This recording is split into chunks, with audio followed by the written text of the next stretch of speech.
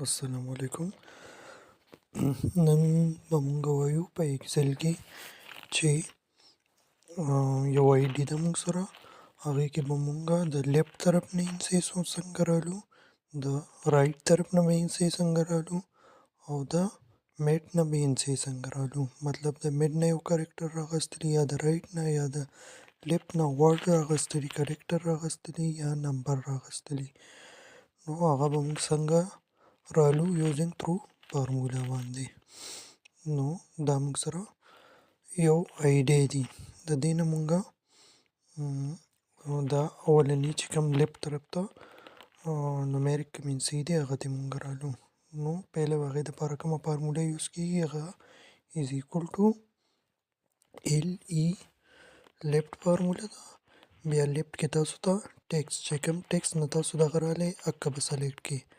بیا کاما تاسو څونه کرکټر رالی د لیفت طرف نه، نو تاسو به ورته ووایئ چې مونږه دونه کرکټر رالو، نو مطلب زه 4 کرکټر رالم. واپس به کوم بریکټ یا به بند کړئ. نو دا تاسو سره د لیفت طرف نه څو کرکټر راواغستو 4. بیا دې کې میډ دی چې تاسو کوم دا میډ نه دی د دې دواړو دا میډ د دې نه تاسو دغه رالی، نو هغې دپاره کوم فارمولا یوز کیږي، هغې دپاره از ایکول ټو ایم آی ډي میډ فارمولا یوز کیږي. بیا تاسو ته وایي چې تاسو کوم ټیکس رالی، فارمولې ته تاسو ګورئ نو هغې کې به تاسو ته په خپله ښکاري چې مونږ کوم دغه راوالو.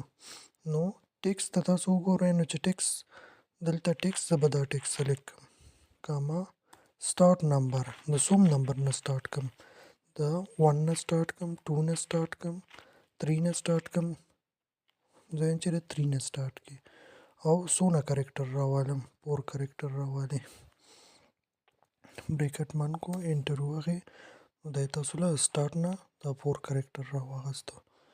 بیا یو بله فارموله ده، هغې کې مونږ به وایو چې د رایټ طرف نه به دې طرف نه به څونه انسي رالو، نو هغې دپاره دا فارموله یوز کیږي از ایکول ټو آر آی رایټ په کلیک کې دلته فارمولې ته به تاسو ګورئ، دلته یې تاسو ته ښیي هغې باندې تاسو چلیږئ نو بیا پکې غلطیږي نه. نو رایټ طرف نه نو اوس کوم ټیکسټ چې دی هغه به سلیکټ کړئ، کاما څونه کرکټر تاسو رالی، نو زه وایم چې 4 کرکټر رالم.